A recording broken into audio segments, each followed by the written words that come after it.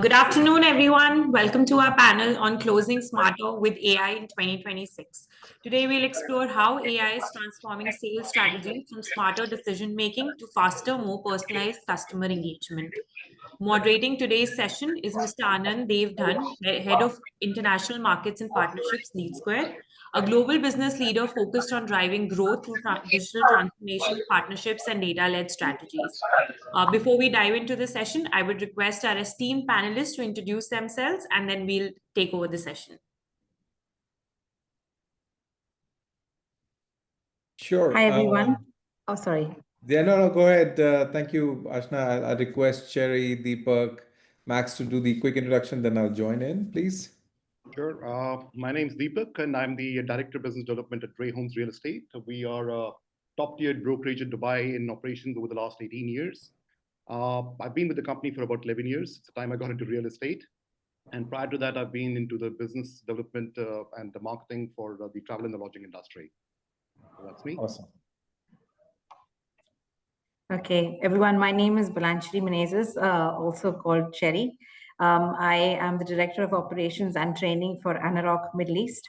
I basically take care of the tech piece of the company. I make sure that there's automations in place and leads are getting attended to faster. And that's basically my role in the company. And I have been in real estate for the last 17 years and been working with various companies. So that's a bit about me. Awesome. How about you, Max? Is Max on the call? Yes, I'm here. Okay. Now over to me.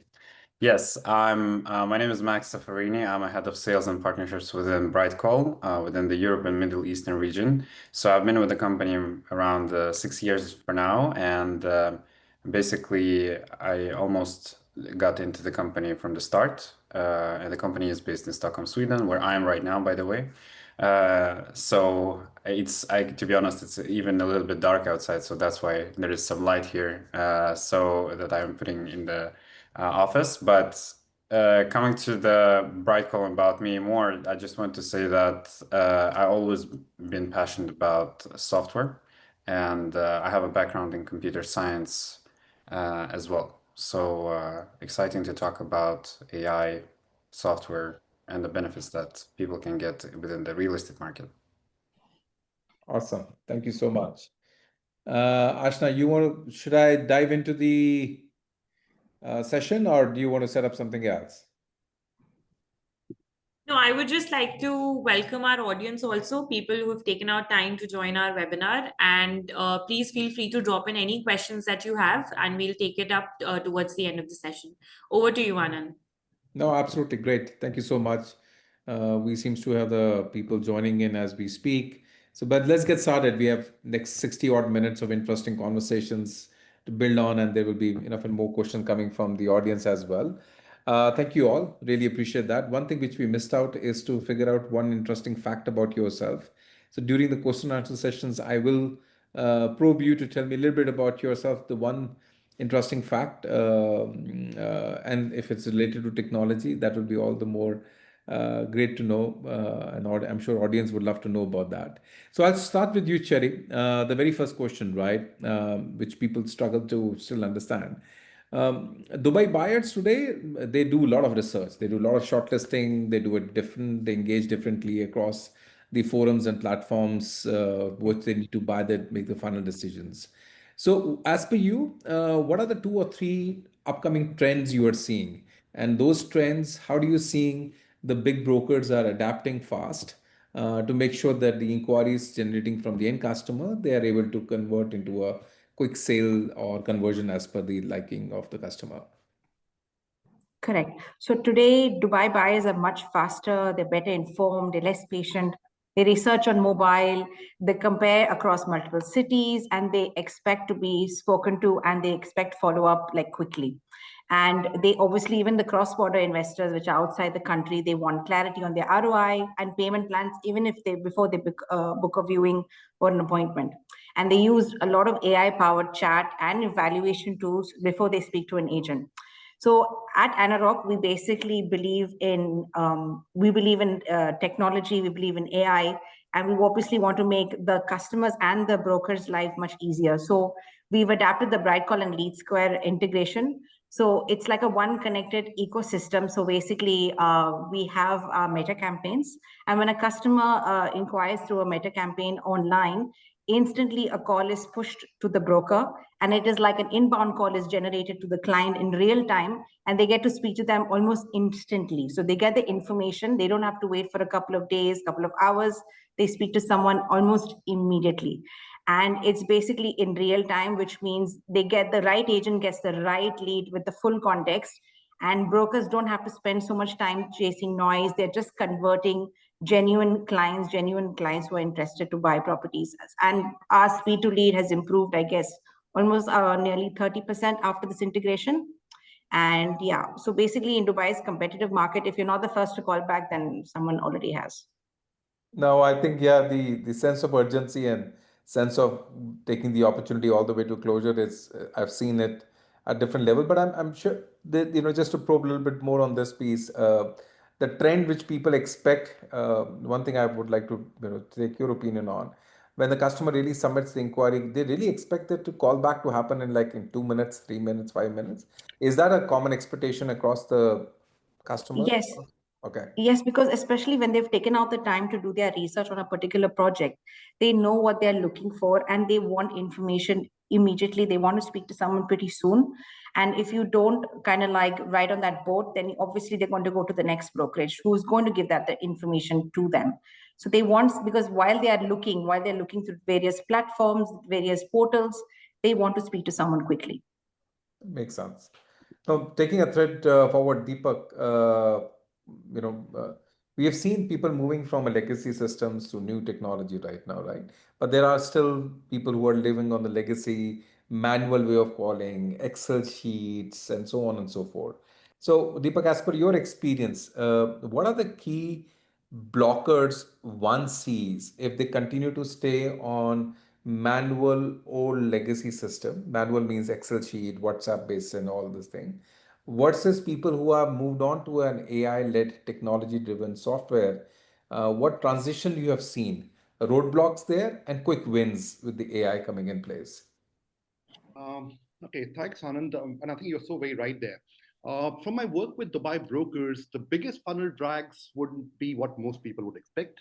The three silent killers of speed to me are manual follow-ups, channel leakage issues, and the way I look at it, limited personalization. Manual follow-ups are still the biggest killer.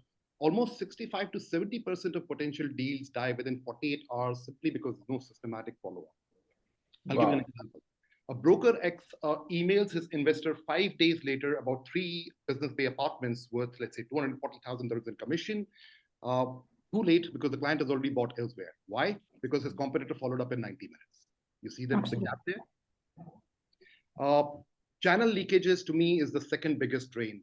Typically, Dubai brokers would receive leads from Property Finder, Buy Youth, to Beazle, WhatsApp, Instagram, email, and even walk-ins at times. If you do not have a centralized CRM integration, 70% of the leads will go cold, if not contacted within, I would say, 5 to 6 minutes. 100%. I've seen agencies lose qualified international buyers simply because the inquiry came through Instagram at, let's say, 11 in the night, and you didn't see it till probably early morning. So that could be an issue. Limited personalization to me is still a big drag. In the market like Dubai, where 90% of the buyers, and this goes back to what Cherry said, she's so right there. In a market like Dubai, where 90% of the buyers research online first, sending generic emails like, here are some property options for your reference and perusal, won't really cut it anymore. Let's take a specific case. A buyer sitting in London relocating to Dubai would expect tailored recommendations based on proximity to the school kids, the kids' school, commute times to the gentleman's workplace, investment yields that he's expecting, and generic email blast might not work in there. To answer your second part of the question, early AI wins. Well, let's look at it this way, that brokers who are implementing it right now have deployed 3 specific tools. automated follow-ups through platforms like Virtuan's AI and Saeed, which send personalized responses within seconds. It works around the clock, 24/7, sending multilingual with complete conversational context. Dubai brokerages engaging these platforms have reported 30% more qualified appointments and 50% reduction in manual tasks within 90 days. That's awesome. Geotagged visit scheduling, integrating Google Calendar in the agent's dashboard with WhatsApp means, like when a buyer clicks interested on let's say a Blue Waters apartment listing at 2 a.m. their local time. Now we are sleeping here, but the system will automatically offer viewing slots, send Google location pins, and confirms all without human intervention. That's the beauty of having an AI integrated system. Lead scoring powered by artificial intelligence would analyze clients' budget, purchase timelines, engagement patterns to rank leads. If you look at tools like Property Monitor and Dubai Interact, they now show agents which leads are likely to convert with 90% accuracy, which allows them to focus callbacks on serious buyers while automation will take care of the other leads. I hope that's making sense. No, absolutely. Absolutely. That, I think what interesting is the amount of deals which get dropped out, if not called, the productivity increase, and amount of personalization you need, right? If you're calling a UK-based client, you cannot be just a plain follow-up. You need to be more personalized in saying, this is where your school education district is, this is the healthcare it is, and that's what the buyer pays more attention than. Not necessarily every buyer is looking for a sea-facing apartment, right? So yeah, it makes absolute sense in the way you talked about it, right? But I'm more keen to learn is that why these are the big shift changes which is happening. Can you probe a little bit more about it? Can you tell me about it? The one or two factors which AI has led that increase in your conversions, therefore personalization, therefore adoption. One or two examples which is more AI specific. That will that be the I'm sure audience would like to learn that as a reference point. Okay, I think there's where we could probably talk about. I'm just trying to think out of some specific examples which would answer your question. It could be, for example, first call resolution. It could be first, for example, appointment rate setup, which has gone up because AI has taken over the appointment, which is getting fixed. You no longer require somebody to confirm what is my availability slot as per my Excel sheet or my Outlook. AI looks at your calendar and pushes out the appointment directly to the end customer. There could be many of those simple way of looking into it. Is there a tools which is currently being adopted for? I think if we were to look at how we prioritize work habit changes and then see how do they accelerate funnel velocity, we could look at some specifics in here, like, if we implement a service level agreement, for instance, a rapid first response, and we tie in the KPI accordingly. It could be something like, a first contact within, let's say, 8 to 10 minutes of an inbound lead coming in, specifically for higher intent leads. We consolidate data and integrate it with the CRM. We ensure that all channels are feeding into one pipeline. Lead status is tracked. Handoffs are logged. Follow-up tasks are automatically reminded. That would kind of get us to where we need to be. We classify leads by intent, budget, nationality, segment, timeline, prioritizing hot leads for immediate action, while the others kind of go through an incubator. Got it. I hope that's kind of getting us. No, that's a good gist on that. That's a good gist.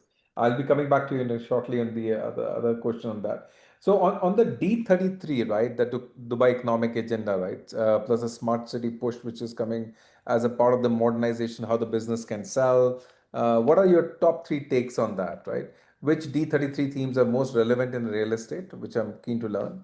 Implication of the sales tax, how the data flows and identity and the consent and the privacy really comes in a part of it. And third piece is three immediate actions as a brokerage and a developer in Dubai can take in this month, in this quarter, to leverage the D33 Dubai economic agenda as a tailwind for them to push the adoption of the products. Thanks, Anand. I think you've touched on to something which is central to the heart of Dubai's leadership right now. Okay, for the brokerages and for our audience, D33 isn't just a policy. Look at it as your next decade of commission opportunities. And I'll tell you why. Dubai aims to double its economy to 32 trillion dirhams by 2033. I'm throwing some facts and figures in here now. We intend to grow our population, which is currently just over 4 million people living in Dubai and just under 12 million in the country, to about 5.8 million, if I'm not mistaken, by 2040. And that's just a Dubai stat. That's not a the UAE stat. Eventually, the goal for D33 is to position Dubai amongst the top 3 global cities to live, work, and invest in. Now, what does that mean for business development and for brokerages and for the real estate industry? That translates into about 40% more residents needing housing over the next maybe 10 decades or over the next 10 years or so. We're looking at about 60 billion dirhams coming in foreign direct investment, which would create commercial demand. And infrastructure investments like Etihad Rail, Dubai Metro, driving capital appreciation in communities where they service or they're passing by. To sum it up, I think Dubai's real estate sector strategy 2033 would specifically target doubling the real estate to GDP's contribution to about 73 billion, increasing transactions by about 70%, achieving 1 trillion dirhams in market value. See, our buyers are not just buying property, they're betting on this roadmap. They understand the D33 and they understand what it would deliver for them. Moving forward, I think D33 launched the Dubai Prop Tech Hub, Cherry, if I'm not mistaken. I think you would probably be able to comment more on that as well. This was earlier in this year, which was nurturing startups that revolutionize how we sell. Dubai Land Department's AI-powered advertising governance platform has already monitored close to about 280,000 listings, which automatically corrects about 29% of those listings using AI to ensure compliance and transparency. Now, that's a huge win there. This eliminates non-compliant competitors, raises buyer trust across portals like Bayut, Property Finder, Dubizel. Smart city initiatives mean blockchain-based property transfers, virtual mortgage approvals, and the Dubai Rest app can deliver instant valuations. Like if you get onto Bayut, for instance, you can have a property valuation done and delivered to you in probably under a minute or so. That's a huge win there. For business development professionals, this means faster deal cycles. Transactions that would typically take weeks now close in a matter of hours. I think the third part, since you asked me about Dubai, now Dubai traditionally and the UAE and the Gulf has been an oil-dependent economy. But unlike oil-dependent economies, the D33 doubles down on logistics, tourism, finance, green technology, manufacturing. That's where the focus is. This economic diversification creates rental demand stability, which is crucial, when you're pitching, let's say, a Dubai Marina apartment to a risk-averse institutional investor, if you get what I'm saying. This combination of regulatory clarity through RERA updates, Dubai Land Department's transparent transactional data, and government-backed digital infrastructure will help reduce friction, which builds trust that would help close international deals. Makes sense. Completely makes sense. No, I'm more keen to learn from Cherry as well on this case, right? These are the top-down visions, but what are the ground reality? What are the struggle, challenges being faced to do this adoption clearly? Is it the skill? Is it the knowledge? Is it incentive? Is it business models? Which are the top 1 or 2 things you think, which are the roadblockers to do this adoptions? I think the biggest challenge really isn't technology. I think it's just adoption consistency. I think many teams have AI, everyone uses all sorts of AI tools, but I think they underuse them. They don't use them enough.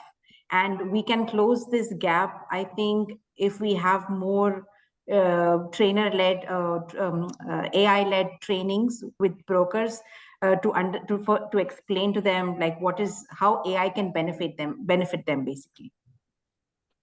Oh, got it. So yeah, I think the consistency of adoption is not like 1 month you're high on the adoption and the 2 months you're leaving behind the software really behind. Exactly. Yeah, you don't do that, right? That's I Exactly. completely agree in that. Exactly. So, sorry. yeah. No, go ahead, please. So basically, I think it's just the visibility of explaining to brokers how it's a collaboration with AI. AI is not taking over anyone. We are working as a team. It's a team and a collaborative effort. And if we tell the brokers that these are tied to your KPIs and these are tied to incentives, explain them if the data is complete, how it can benefit you, I think brokers do understand the value. It's just that they need to be basically kind of, like I said, like a collaborative effort together, explain them how it can benefit them and how we can all win together. Got it. Understood. Now, so Deepa, coming back to you, what are the visible red flags you see in Dubai? For example, when it comes to sales setup, in terms of their growth, and the leaders who are pro modernization without any disruption in their run of the business model, right? Whatever is going on is going on. They don't want to really disturb that ecosystem, but they're pro to the modernization. How do they go about adopting technology in that space? So if you can summarize this into two different questions with the example, that would be really helpful. Okay, let's start with an example. Let's say you walk into an agency which is just getting off the ground. They're struggling to get their feet on the ground, get their market to the market. What would you typically see? Unless they are completely AI and tech enabled, you'll probably come across Excel spreadsheets labeled as leads, final version 1, final version 2, final version 3, and it kind of goes on. Agents there will be frantically searching for WhatsApp threads to figure out the client's budget. See, basically, if there's no CRM system, there's no control over the sales pipeline. Yeah. There's so many licensed brokers who compete in Dubai. The ones who work without centralized lead capture from Property Finder, Bayou, social media, and referrals will be hemorrhaging opportunities on a daily basis. See, industry data shows that Dubai agents typically respond in about 47 hours is the initial response time, with only 31% responding within 24 hours. Yet conversion odds drop 80% if you haven't responded within 5 minutes. You see that there? That's huge. The red flag is visible in the processes, like there's no automated acknowledgement emails, no WhatsApp, no business automated programming interface, no AI chatbots, handling after hours inquiries. I've seen agencies which would pump in close to about 50,000 dirhams monthly on a Meta ads campaign, which will generate 200 leads. Wow. They close, and then they close 70% before the sales team even follow up because because there's not been any follow up, so those leads just completely go dark. When you ask what happens to a lead which submits at 11 p.m. and if the answer is we check that in the morning, isn't that a red flag? See, I get that. The third red flag is that I think everything is compartmentalized. We kind of we'll list it in one system, which is the CRM. Client communication happens on email or on WhatsApp. We send out the contracts by email, not by WhatsApp. Initial contract, communication might be by WhatsApp, and then we follow it up with a contract on email. Commissions are tracked in another spreadsheet altogether. So it's like, island A, B, C, and D. That's kind of going round and round. When agents can't access complete client interaction history during negotiations, deals will begin to stall. Modern kind of integrate everything as you could imagine. To answer the second part of the question, sorry, I'm just trying to figure out what was the second part of the question you asked me. No, I think you answered it in a bit. For example, what are their holdbacks and what are the modernization impact? What would readers who's pro modernization, but they have they don't really want to disturb their run of the things which is running in favor, right? So how do they go about making that smart choices? Is was more we wanted to understand. Basically, ensuring that your business continuity is continuing as of now, and your attempt at modernizing is not completely derailing your everyday operations. I think we should keep our existing CRM for now, but add API, application programming interfaces, driven connectors, like use tools that are central to the Dubai government, which the Dubai government is rolling out, like UAE Digital Pass, electronic signatures, escrow accounts. If we use event or webhooks, or messaging queues instead of replacing the system overnight, that's going to help build the system and support the system towards a more tech and AI-enabled environment. Let's say we roll out the UAE Pass login, which is central to anything that you want to do in the UAE. You have a UAE Pass login. Through that, you can log into any government services, Diva, at the start, whatever. So if we can incorporate that UAE Pass login onto, let's say, booking forms and tie it in with digital consent logging, this single change unlocks paperless contracts. It builds trust and ensures, PDPL compliance. There is a personal data protection laws compliance as well. So you don't have anybody jumping in and saying, "Oh, by the way, this was not meant to be connected." How about we create a unified data layer? We kind of pipe all data, which is what I'd spoken of earlier as well. All data coming in from portals, WhatsApp, and different websites into a central lead pool, and from there it kind of gets disseminated. It gets managed, it gets tracked by the management, by the leadership, and then it gets disseminated. Automating escrow and payments. If we can regulate payment gateways like Network International, Mashrek Neo, Stripe, there are many such tools now that support escrow accounts, and they will trigger payments based on the escrow, based on the payment milestones set up in the SPA. This is more for off-plan properties, so to say. This allows agents to stay focused on clients, and finance stays compliant as well. We can layer conversational AI on top of verified data. Every signed document, payment, consent, chat interaction should emit an event signal into your analytics dashboard. Real-time dashboards would allow leadership to see the pipeline velocity, and they can see where the conversion bottlenecks are happening. So I hope get that point. Completely makes sense. Completely makes sense. I'm going to be probing Max now that he's been sitting very quiet about it. So Max, where do you see your UAE clients, right? Immediate and measurable lift from AI, and especially in a telephony and sales execution. What I'm keen to learn what their lead distributions are, agent performances are coming along, follow up on the conversations, right? So if you have to split that AI part into 2 or 3 segment, AI and telephony, what do you see the immediate and measurable lift coming in the space with this technology coming in handy? Sure, sure. So I can tell you about this as well. So first, what we see the results right away on is the engagement level of the agents, the human agents, because our software distributes the leads to the agents, and they need to be quick enough to take the call and connect with the lead. So that makes them more engaged and on the spot, on the ball to take the lead and start calling it. And by the way, that we always measure from the very beginning the answer rate of the real human agent, because our AI software can distribute the leads accordingly, and to see like which agent can take the call, that the agent connects with the lead right away, which makes kind of an automated callback, so to say. So the pickup rate of the agents in general, what we see is like, and how they increase their engagement level, typically by 80%. So when they don't have like a AI distribution software, they basically get the lead assigned, and then sometimes they wait, and then maybe they have not seen that in the CRM, or they create another excuses where like, okay, I didn't see that notification or whatever. But if they get a call, I mean, that makes them more, keen to answer that call and be connected with a lead quickly, because they never know, like, is it maybe a real lead? Is it a deal that is worth 5 million dirham? Right? It's always something that is surprising and makes them curious to answer that call and call the lead. So for example, the pickup rate of the agent, engagement level of the agent increases a lot. And then another thing is the pickup rate, which we also calculate on the client side, because when the companies do not use any telephony or tracking or similar, they don't know what is the pickup rate or from their leads that they are getting. So basically, you're running campaigns, you're getting leads from Bayou, Dubizzle, other portals or other sources.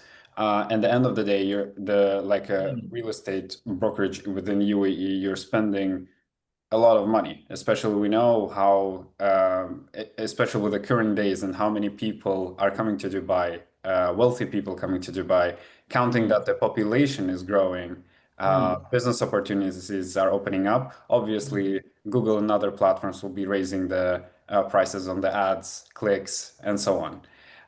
So at the end of the day, the business is ending up paying a lot of money into marketing, and we need to track how is the pickup rate, how is are they those actual leads, right? And the calls, the actual calls can prove you that, because this is where we have the live conversation. Yeah. This is where the telephony can provide you and the reports on the tracking, and this is where we can get immediate proof on, what people are talking about, and if they are actual lead or not. So this is like the core thing that we're focusing on. Obviously, there is like when we do the distribution side, I mean, when we distribute the leads within our software, also you can make sure that the AI agent can call the lead. And obviously, when you may use the AI agent, the answer rate becomes 100% from the AI side. So AI will be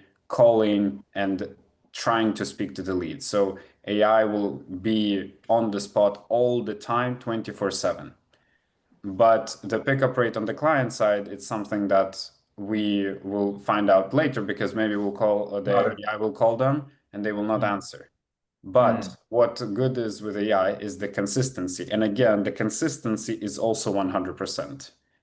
And I'm not making roundups. It's like a real number, because it's a technology that follows exact instructions. It's not an agent that we need to always push, talk to them, like, what's the problem today? What is the issue today? What's the excuse today? No, there is nothing like that, because it's a software. It needs to execute its thing. You set up a sequence, you set up a cadence. AI will follow that cadence according to the time zone of the lead, according to the instructions that we set up, and according to the previous result that was there on the call. Was it a bad result, good result, or a neutral result? Let's say we came to the voicemail. Okay, we know that we need to call them again and again and again. If in case it's like something positive, we stop them calling and we push the information, let's say, to the CRM. And then one more last thing that I wanted to say is that all these measures and all these results that we have with our customers is very dependent if the client is using the CRM. If Okay. the client would not use the CRM, I believe that the results would be different. The measure and like the reports and metrics, we would either not have them in place, or we would not have them as good enough as they are today, because the CRM creates a core for the business and the telephony adds on top of that. Right. That completely makes sense. I think that telephony is well integrated with CRM, provide a single window to the agent to have the complete view, and therefore all the interesting facts which you talked about, right? Personalizations, ability to keep going back to the client and repeating that pitch in a highly personalized way makes so much difference to the audience in that space. Just circling back to the Cherry, in that. Uh, you've been using AI, right? And what are your views on that? How AI is helping you to prioritize and personalize, especially when you're dealing with a multilingual community, and prioritize, personalize at scale, not just one-on-one conversation, but at scale. What's Correct. your view on that? Before I answer that question, I just wanted to follow up on what Max said. So Yeah. I agree with Max. I think what BrightCall does is, I think it when the agent speaks to the client, everything is recorded. You have tags that are in the system where we as a company can review those reports. Data is power at the end of the day, so it's so important to collect that data. And I think in terms of you're talking about multilingual or cross-border buyers outside the country, I think what BrightCall does, or AI-generated software, what they do is basically they capture the tone, they capture language, any missed call cues, and then they send that data into a CRM. And it automatically ranks that lead urgency, and it drafts even personalized follow-up sessions. So, for example, if it's a French speaker buyer, say from Paris, and then so basically the next agent who speaks that language will get an AI generated alert with those talking points. So it's pretty fascinating to see how far we've come in terms of technology and how far AI is being used. We just have to use it correctly. We have to train our brokers correctly how to use it, and we as companies also need to use it to its full capacity. So I agree. So I agree. And now what you're thinking around, if this personalization has to do it at scale in multilingual world, What's your early read about it, right? Can AI really scale up to that level, providing such a personalization experience, people with different belief, culture, language around that space? Is there one or two examples you'd like to share about?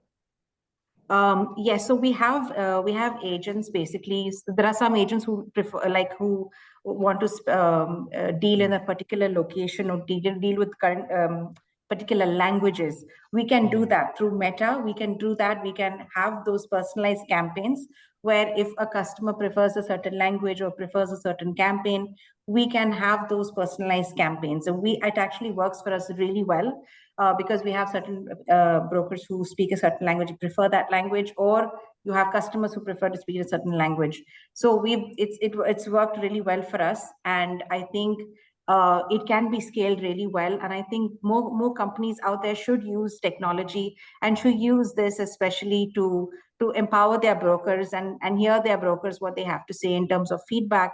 And I guess this would work. Awesome, awesome. So Deepak, quickly changing gear and coming to it, right? Very interesting question for you. In your experience, what part is led by human and what part is ideally led by AI, right? Where do you put the fine line and saying, if this is done by humans, it is better off. If this is done by AI, it is excellent way of looking into it. What is that fine line or process or methodology or action points? Thanks again, Anand. I think the way I look at it, real estate has two components. One is, of course, the emotional bit and the tangible element, which is the human connect, which is best serviced by humans. And then there's the data and the processes, systems, which I think is where AI probably really kicks in. Got it. To me, trust building remains uniquely human, if you ask me. Okay, let me give you an example. There's an investor with a 5 million dirham budget. He inquires about golden visa requirements, by way of property investment, capital gain implications by way of tax payments in UAE and in his home country, neighborhood security for their family. I don't think AI can replace that nuanced conversation that addresses these concerns about cultural fit and long-term residency. That's where human involvement is critically important. See, the buyer isn't just evaluating property; they're also evaluating you as their Dubai advisor. Okay, let's take another example. There's a seller who wants to sell a property for 2.8 million, and the agent knows that the buyer will only stretch to, let's say, about 2.65. So the gap is about 150,000 dirhams there. A human can probably understand that gap, and if you structure the payments differently, isn't that creating problem solving? Yeah. Reading body language. Correct. When you're in a face-to-face conversation, knowing when to push versus when to pause, AI can't replace that. Complex consultations demand judgment. Like there's a client who is weighing buying a villa in, let's say, Jumeirah Golf Estates versus Palm Jumeirah, analyzing not just price per square feet, but proximity to the kid's school, what's the community vibe, resale liquidity if they want to dispose of the property, what market timings are we in. This involves contextual expertise, which can only come from humans. AI can show listings. Only humans can help you understand what you truly need versus what you think you need. Got it. Totally makes sense. With automation, now let's tilt it more towards AI. I've spoken for humans. Yeah. Where do I think automation is unequivocally better? I think reminders, scheduling are automation sweet spot. Exactly as I said, it's all about processes and data, analyzing data, making sense of it, and enabling the POPs. I think that's where AI comes in. A simple example, like your viewing is tomorrow at 2 in the afternoon at Marina Gate 1. Here's the Google location pin. You send it via WhatsApp. AI handles this 100% reliably, round the clock, 24/7 in multi languages. There are no forgotten appointments. There are no double bookings because you haven't, you've forgotten another booking that you've taken over the same period. Time zone. In a market like Dubai, where you're speaking with international buyers or global buyers coming from different time zones, that kind of gets streamlined into one process. Routing and qualification work better when automated. See, to sum it up, humans get tired. They forget questions and have an unconscious bias. AI won't. Got it. Max has a question for you, Deepak. I don't have a question. I actually just want to add one thing, that my observation currently now more and more, we people actually use ChatGPT or similar services as our advisor. Yeah. And people use it as a legal advisor, life advisor, relationship advisor, which is, by the way, scary. And they use it as a, let's say, real estate advisor. And the thing is, people maybe 10 years ago, we would say, maybe in a percentage, would Yeah. trust only people, right? Yeah. Like people trust people, people buy from people.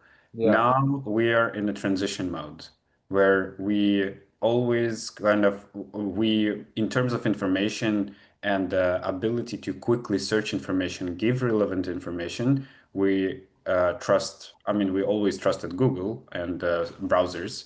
And then now we're starting to trust the GPT or AI because basically, today I want to invest. The first thing I do, like, why should I need to use Google if I can just ask and I can specify all the things I need and it can just find information for me? And even via the portals such as Bayut, I have seen that they did something with like GPT or something that you can just search and then automatically give you results and everything. And the thing is also, even the AI that can speak on a call, AI also it can get information and tell you based Yeah. on anything you want, like all the information. But there is a little thing.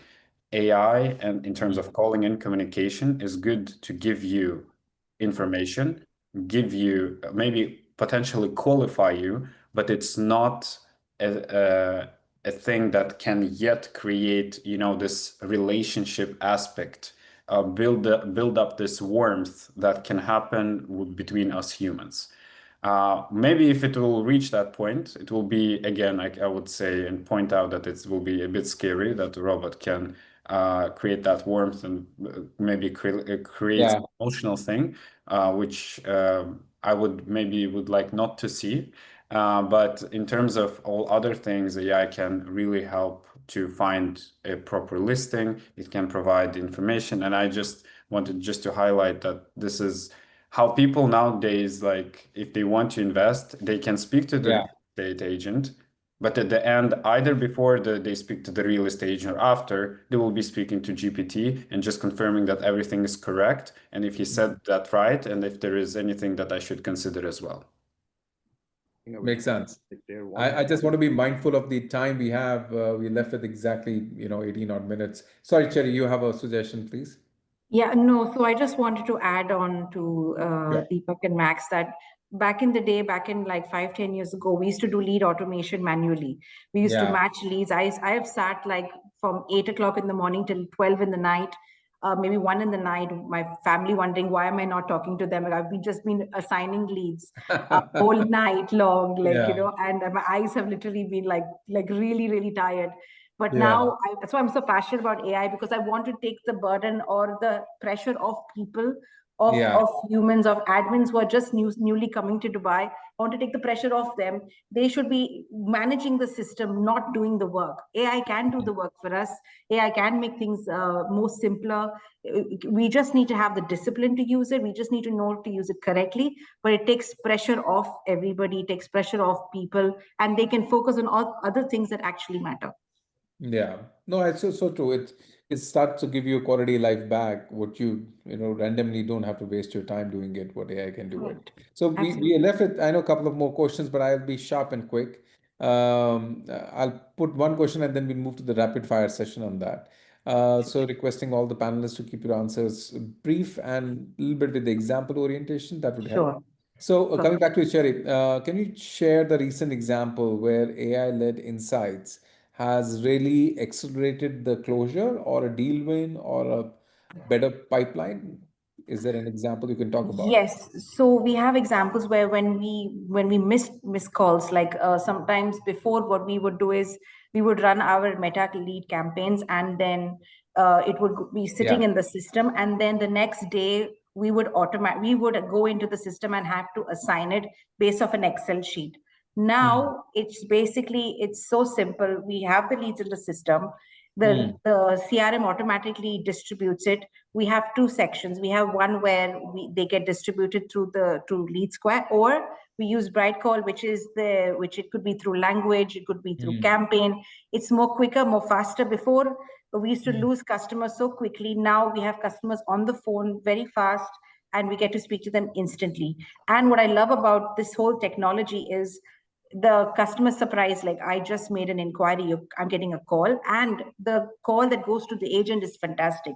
The name of the client is on the call. It's like a message. The name of the call, the name of the campaign, what they inquired for is on the message. So I, as a broker, when I speak to that customer, I already know what they're inquiring for. So it's fantastic. It makes everyone's lives more easier. The client gets the information faster. The broker gets to speak to the customer faster. Everybody wins. Got it. So moving to the Deepak on the same parameter, right? So across the, you've trained multiple brokers and everything. So what is the measurable impact you're seeing right now on one parameter, time to contact, speed to contact, right? Can you give me one or two examples around that? A happy customer or a bad experience, like, whatever it could be. I think the most dramatic shifts that I'm seeing are that agencies which deploy AI chatbots and WhatsApp automation have reported reduced response times from 47 hours to under 5 minutes, and that's a massive improvement. Okay.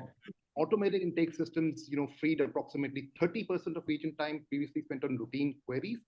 That's 12 hours weekly per agent redirected to viewings and negotiations. That's a more productive use. International buyers for Dubai who come from typically 6 hours to 7 hours to 8 hours, in continental Europe, United Kingdom, in the Americas, they particularly value instant engagement. Quite rightly, as Jerry and Max had even mentioned this. Let's say a New York-based investor is browsing property at, let's say, 8 o'clock their time, and we are 8 hours ahead. It's coming close to about 3 or 4 in the morning. We are still sleeping here while they are still up.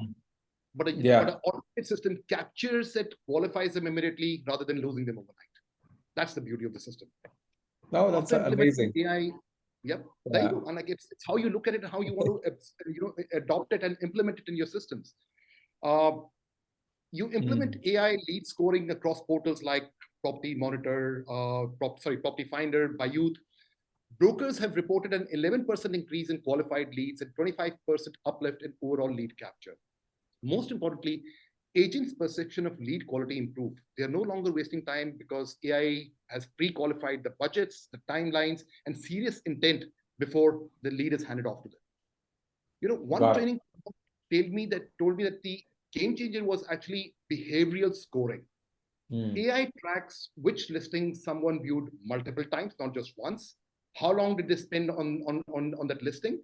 Did they get into the property's videos, photographs? And did they download the floor plan, for instance? Agents now approach a call knowing that this buyer has viewed a marina apartment listing, let's say, 15 times before. They've checked school proximity. These guys are serious against first-time browsers. Customer satisfaction scores rose when buyers received consistent, professional, multilingual communication regardless of inquiry time. I think the complaints started shifting from nobody got back to me to a higher order concerns like, I wish this property had a better parking, which means that we are now being able to successfully handle the basics and address those concerns that qualified buyers would have. Net promoter scores improved by 14% in agencies tracking this metric, after automating follow-ups, because buyers felt valued with instant acknowledgement and personalized property messages, within minutes. The surprise here, younger buyers, typically in the 25 to 35 years of age bracket, would actually prefer AI chatbot interactions for initial screening because they feel it is less pressure than speaking with agents before they're ready to commit. See the shift happening here? I think the biggest surprise was that the agent resistance disappeared once they saw the results. And this is going back to what Jerry had mentioned. Initially, 40% to 50% of the trained brokers worried that AI would replace them. As long as you can communicate that it is not meant to replace you, it's only meant to support you and augment your efforts towards the end goal. 3 months into the training, they realized that AI handled the work that they hated the most, like data entry, I agree. Questions, scheduling. Come on, man, who wants to do all of that stuff? So give it to AI. that will help them get better qualified leads Yes. and more time to focus on selling. Yes. Agent turnover will also drop because the job becomes more rewarding, more relationship building, and less administrative headache, so to say. Yeah. Okay. So, that's pros me to Max. Max, in your experience, what are the top 20, what I would say, the patterns which becomes a repeatable matrix of success or a failure, given that the AI adoptions are getting faster and easier versus what life was harder preview. What are the, let's say, if these three things happens repeatedly, your success with that individual, with that opportunity, or with that thing will be much faster given that AI is now helping you versus not doing it. Sure. So first you were talking about the patterns, right? So Yeah. measurable. Okay. So the thing is, the first thing that that we with people we are working with customers as well. The thing is that they get a higher conversion rate. Conversion rate in Okay. terms of converting the lead into the qualified lead. This is the immediate kind of thing that they see, and this is typically it ranges between 20 to 40%. Because the thing is, we ensure that the lead gets a call instantly, and they are getting qualified. Because if you call a new lead within a short period of time, and by the way, we advocate for 1 minute, and our standard in BrightCall, we even not say 1 minute, we say 55 seconds. Yeah, I see Cherie smiling. So the thing is, yeah, 55 seconds is something that we came up with and we market our product as 55 seconds. We didn't market it that much as 55 seconds tool, but many people, they don't name our product as its name. They just call it 55 seconds tool. Oh, Max, I like your 55 seconds tool, or can I get this 55 seconds tool?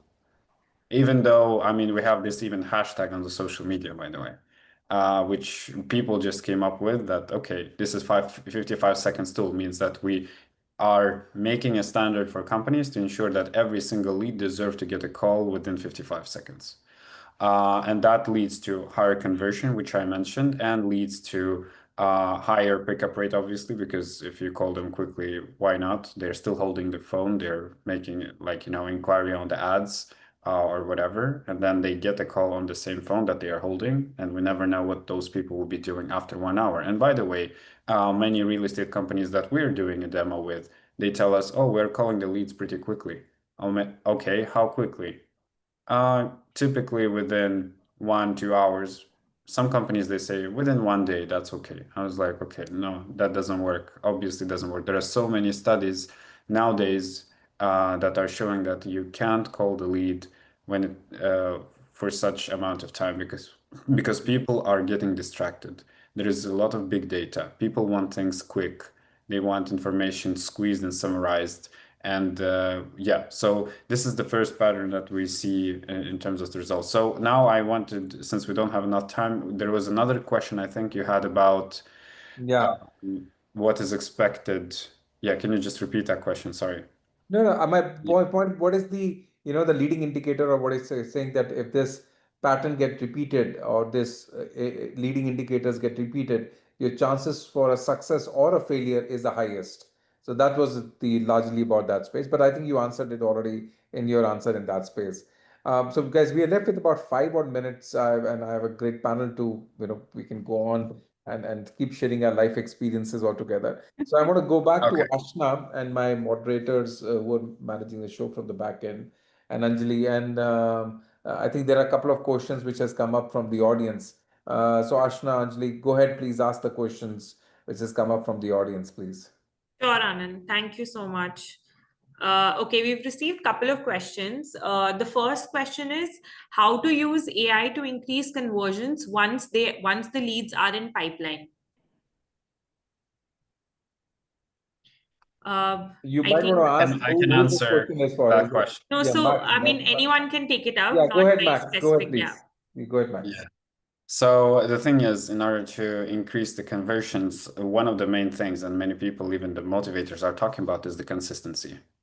Consistency in terms of follow-up, consistency in reaching out on different channels, and so on. They cannot just be there in the pipeline and then like you give it to some agent who decide to call the contact today, then after 2 days, and then after 5, and then after maybe 2 weeks, and then say like, and then you ask why they didn't sell. Oh, okay, because I did enough follow-ups. Well, enough follow-ups, it's like we're talking about 15 to 20 touch points within 1 week's time. This is called enough follow-ups according to today's benchmarks. So, so it's all about the consistency. And obviously, when you have so many things and you have so many listings and so many things happening and so much data, you need to use proper systems like CRM. You need to use AI. You need to use omni-channel solutions to ensure that this lead is consistently getting information, especially personalized. Then this lead will be seeing that you're providing enough value, which means that you're sending them a newsletter, messages, informing them. At the end of the day, it will create, a mirroring effect, I would call it, maybe because you do something for them and then automatically people want to reflect something and then maybe answer to that point. So the basic, and just to summarize, it's all about the consistency. And then from this kind of core thing, then you can build up the technologies and structure within your company. Okay. Thank you so much, Max. Anyone else who would like to chime in before I move on to the next question? I think we'll go to the next question, Ashna. I think that's okay, sure, Anand. So the last question for today's session, what AI workflows are best for 2026? Interesting question. It's a very good question. Cherry, you want to go? Yeah, I think get everything automated in terms of 2026. When your lead pipeline is, whether it's Property Finder, whether it's any of the portal, get them in sync with your CRM system.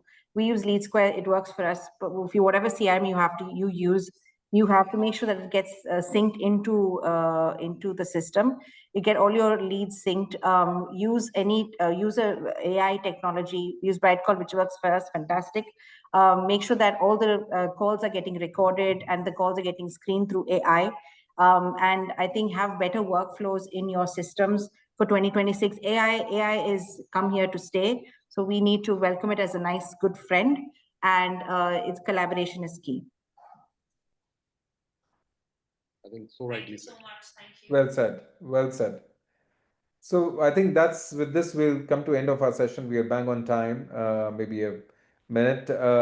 Any closing remarks or feedbacks? Deepak, Max, Cherry, happy to have your one-liners as a closing remarks. Nope, I think it's been a brilliant session. Interacting with the questions coming in. These are brilliant questions, so very relevant to our work and so very relevant to the future of real estate, and typically in a high growth city like Dubai. It was lovely hearing Cherry's thoughts. She's my next door neighbor, of course, and I know Max is a couple of hours behind us. But Max, thank you very much for the brilliant insights. I think they were really, really so insightful. And I wanted to say something, Max, it's not 55 seconds. I did a test. It's about 30 to 40 seconds. So you might want to change your hashtag. Oh, That's amazing. That's great to hear. Thank you guys for your kind words. Thank you so much. So Thank you so much, everyone. thank you for having me. Thank you, everyone. Thank you. Thank you. Thank you Bye. very much. Thank you, everyone. Have a good one. Take care. Thank you so Bye-bye. much. Thank you very much. Bye. Bye-bye. Bye.